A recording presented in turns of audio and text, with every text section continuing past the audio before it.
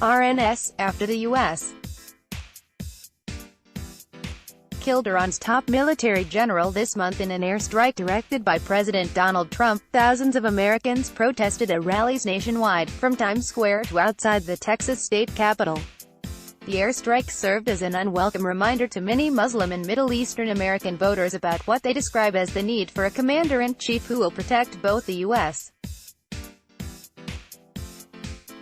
and the Middle East from further military conflict. Any further conflict could lead to major civilian casualties in the Middle East and civil rights violations domestically if the war breaks out, warned a coalition of Shiite and Sunni American organizations.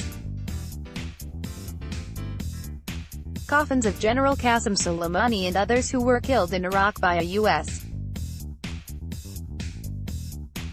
drone strike are carried on a truck surrounded by mourners during a funeral procession in Kerman, Iran, on Jan. 7, 2020. Irfan Kuchari, Tasnim news agency via AP, with the current administration's history of marginalizing ethnic and religious groups like Iranian Americans, Muslims and immigrants, there is a real fear of how civil liberties of minorities will be suspended for a false sense of security, the groups, including the Muslim Public Affairs Council and the Shia Muslim Council, said in a statement. Tension in the Middle East may play a role in the 2020 presidential election, at least for Muslim voters. Shaban Amir, an associate professor at the American Islamic College in Chicago, said that Sen. Bernie Sanders' willingness to help curb America's global role and his long and highly consistent record in domestic and foreign policy have made him a top choice for her and many other Muslim voters. Homelessness, hunger and poverty go unaddressed in this country, while politicians fire up their bases to engage in military adventurism as Trump did with Soleimani, Bush did in Iraq and Afghanistan, and Obama did with his drone warfare. Mir said, quote, "I am far more happy with Bernie Sanders' record and policies than with any other candidate.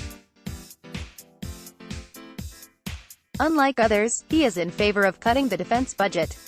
The independent Vermont senator, who has long highlighted his vote against the invasion of Iraq as a crucial part of his record, has pledged to do whatever he can to prevent war with Iran, and end American military involvement in the Middle East more broadly. Democratic presidential candidate Senator Bernie Sanders, I Vermont, left, and Representative Rashida Tlaib, D Michigan, right, hold hands during a campaign stop at St. Ambrose University on Jan. 11, 2020, in Davenport, Iowa. AP photo, Andrew Harnick. We must do more than just stop war with Iran, Sanders said this month. We must firmly commit to ending U.S. military presence in the Middle East in an orderly manner. We must end our involvement in the Saudi-led intervention in Yemen.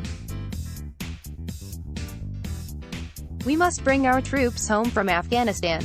This weekend, the Sanders campaign will host a rally in a Turkish community center in Houston, part of the Muslims for Bernie organizing program launched in November.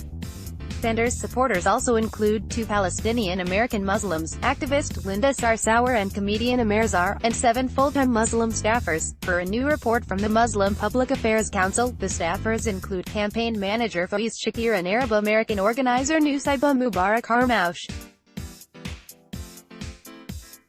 As you know, Trump might be putting our country into another never-ending war, which would devastatingly affect the lives of millions of more Muslims overseas, Harmoush wrote in a Jan. 3 email announcing a Muslims for Bernie webinar. Quote, "We are ramping up our volunteer program for that very reason.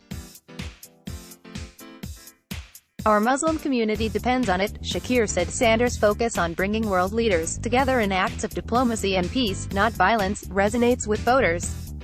Bernie has consistently shown the judgment to oppose the Iraq War and fight against the policy of endless war that has endangered lives and cost us trillions of dollars, Shakir told religion news service. Bernie understands the cost of war. He acknowledges not only the deaths of American soldiers, but the deaths of thousands of Muslims in Iraq and Afghanistan. War in Iran would be far disastrous, more lives lost, trillions more spent.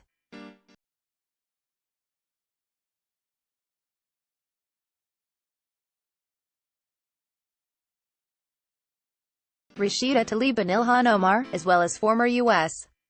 Representative Keith Ellison, who is now Attorney General for the state of Minnesota. Muslim politician Abdul El-Sayed, whose unsuccessful campaign for governor of Michigan gained him a national spotlight last year, also holds pro-Sanders rallies around the country. "My family in Egypt are just as human as I am," El-Sayed noted in his initial endorsement. "It is by a cosmic accident that I was born and raised here. Our foreign policy ought to dignify them." Bernie is the only candidate whose foreign policy approach recognizes that a life is a life is a life. Sanders was one of two candidates who spoke at the presidential forum held at the Islamic Society of North America convention in Texas, where he received a standing ovation from listeners. But other Democratic candidates have also won over Muslim voters through both their Middle East policy and engagement with Muslim communities. Khizr Khan, right, with wife Ghazala Khan, whose son Humayun S.M. Khan died serving in the U.S. Army, speaks during the last night of the Democratic National Convention in Philadelphia on July 28, 2016. Photo by Mike Seeger, Reuters. This image is available for web and print publication. For questions, contact Sally Morrow. Former Vice President Joe Biden, who for years pushed the Obama administration to reduce troop levels in Afghanistan, has launched a volunteer-led Muslims for Biden affinity group. A full-time Biden staff member dedicated to outreach to Asian American and Pacific Islander communities also handles outreach to Muslim voters.